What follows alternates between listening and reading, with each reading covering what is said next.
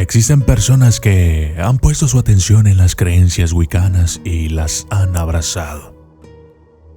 Hoy en día, un wiccano es básicamente una persona que honra a la tierra, jura proteger la naturaleza, abrazar y tolerar las muchas y variadas diferencias de la humanidad, y que toma ciertos aspectos del antiguo paganismo para crear una nueva perspectiva a partir de la antigua religión. Estas personas se han declarado a sí mismas como brujas, con todos los atributos, rituales y dramas asociados a las brujas y a la brujería. Las brujas han sido un elemento de interés para los programas de televisión, las películas y los libros durante muchos años, apareciendo tanto como personas buenas como malas. Sin embargo, como sabemos todos en este canal, las brujas también han existido en el mundo desde el principio de los tiempos como sanadoras, psíquicas, sabias y astutas, y, según muchos, como compañeras del propio Satanás. Y yo soy el documentalista, y esto es Bruja Blanca versus Bruja Negra. Desde las sombras hasta la luz, desde el misterio y la intriga, tocando temas tabú. Y descubrí en medio de la verdad que existen mundos paralelos. Y a través de mis errores conocí la humildad, haciendo un pacto con el cielo.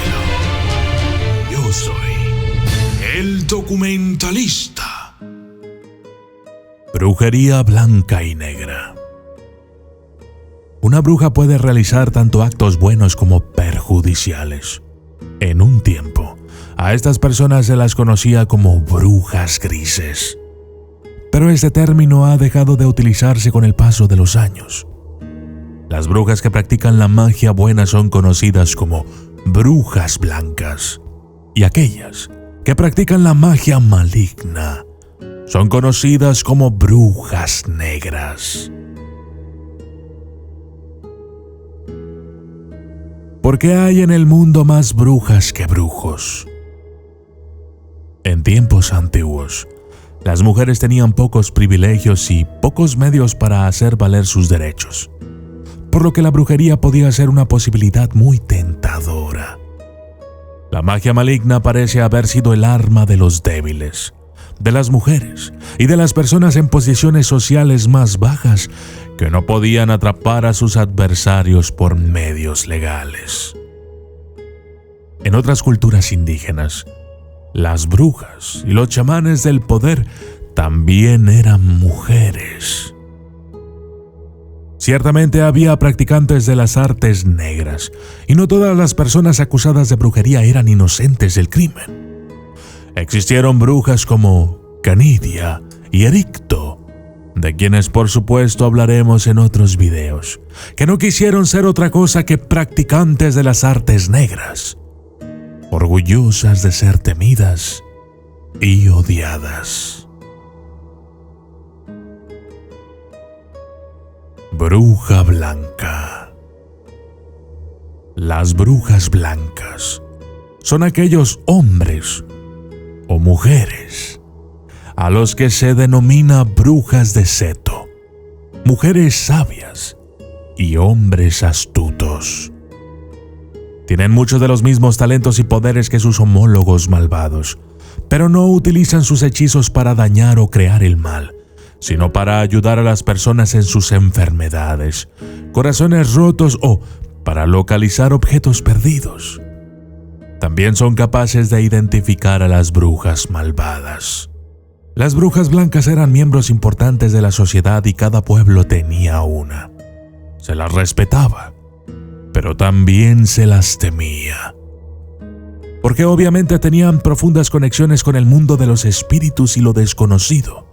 La gente creía que las brujas blancas eran enseñadas por Dios, o que eran ayudadas por ángeles, o incluso que poseían alguna divinidad propia, en lugar de las criaturas diabólicas condenadas por el clero. Sin embargo, al igual que los chamanes de las culturas nativas americanas, caminan por una línea muy fina. El clérigo del siglo XV, Bernardino de Siena, borró esa línea, creando la mentalidad de cazador de brujas que hizo que se quemaran todo tipo de brujas, tanto buenas como malas, tanto blancas como negras.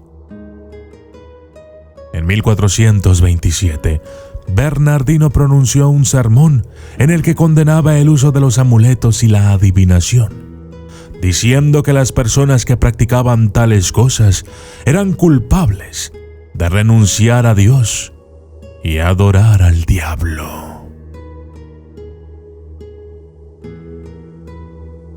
Bruja negra. A la bruja malvada se le conoce normalmente como la bruja negra que practica la magia negra.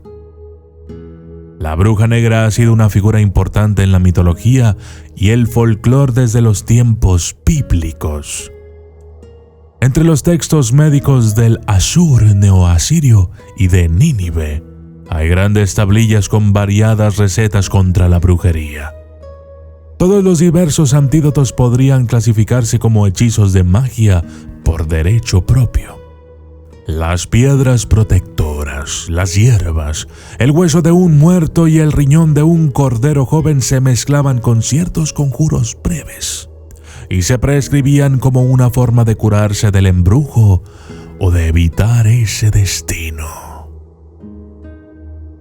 La bruja negra no se diferenciaba mucho del astuto en la práctica, aunque, en cuanto a la percepción, cualquier acto podía ser considerado malo por alguien que no se beneficiara de él. La participación de la bruja del seto en la magia del amor podía ser considerada brujería maléfica por la persona que quedara fuera de la ecuación. Sin embargo, con el tiempo todas las formas de magia se consideraron negras y, tanto si la bruja perjudicaba a otras personas como si no, merecía morir por su deslealtad a Dios. El concepto de culto ritual al diablo fue introducido por la Iglesia Católica, que rápidamente creó una gran cantidad de material sobre demonología, la identificación de la bruja negra y cómo perseguirlas. Los orígenes de esta nueva noción de brujería nunca se han descubierto, aunque suele pensarse que se encuentran en la reacción de la Iglesia a las tendencias maniqueas y, por tanto, de adoración al diablo. Aunque ciertamente había hombres astutos y mujeres sabias, y tipos chamánicos que practicaban la magia maligna, fue la Iglesia la que realmente creó el estereotipo de la bruja negra y el mito de un pacto satánico, y fue responsable de los continuos asesinatos de brujas. De este modo, la Iglesia se hizo experta en reelaborar las tradiciones para crear una intrincada mitología de brujas controladas por el diablo, empeñadas en la destrucción de la bondad y de Dios. Esto ha continuado en los tiempos contemporáneos, mediante las enseñanzas de los misioneros y la perversión intencionada de las religiones y sistemas de creencias indígenas. Conclusión. La bruja es una entidad antigua en la tierra. Lo más probable es que la bruja fuera una líder religiosa de un grupo de personas que luchaban en su entorno para sobrevivir. La bruja comprendía el mundo natural que la rodeaba, así como aquellos sucesos inexplicables que siempre perseguían al hombre, como las enfermedades, las muertes inesperadas, la escasez de alimentos y los cambios climáticos. La bruja era el vínculo entre el hombre y los diversos dioses y diosas que poblaban su panteón.